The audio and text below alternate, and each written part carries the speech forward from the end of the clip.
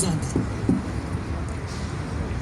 მოგესალმებით ჩემი სამშობლო ტანჯულო შვილებო დღეს ჩვენ დიდი განსაცდელისა და გამოცდის წინაშე დგავართ. თითქმის 50 საუკუნოვანი საქართველო ღმერთისგან რაჭიქარიას 60 უნდა გააცხისონ, უნდა გაყიდონ. ეს იმის ნიშანია და იმის თოლფაზია, რომ ქართველიერი აღიგაოს მიწისაგან, პირისაგან.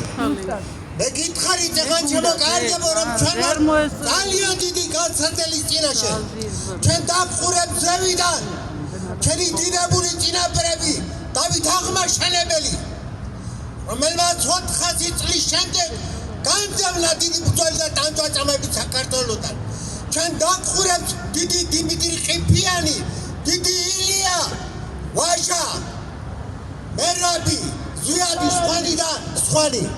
მეგობრებო, არ უნდა დავიღალოთ, უყვარს ხოლმე ხშირად ჩემს უსაყვარეს მეგობარს დავით არხანმოვრავს. არ უნდა დავიღალოთ, ეს მიწაწყალი შენი დასაცავია და ოლემზე უნდა იბრძოლოთ. ეხლა მე თქვენ მოგახსენებთ ჩემს ტკივილს. წერილობით რას აკრობია?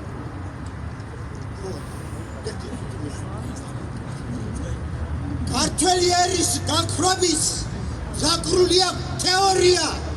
ჩიჩილაკსა და მლეკებს ფულიშინი მოერიათ.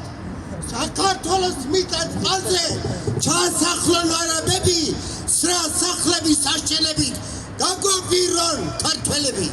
თბილისში და გონიოში დასვან ხალიფამირები, აურაცხელ თოლებს შვილებს მიუჩინა მომლელები. გაქრობის კარზე მისულ ვართ ჩვენ მეტყურნი ქართველები, უფლის მადლით და შეწევნით უნდა ვაჯებულოთ ძალები. ჩვენი გამარჯვების საერთოდ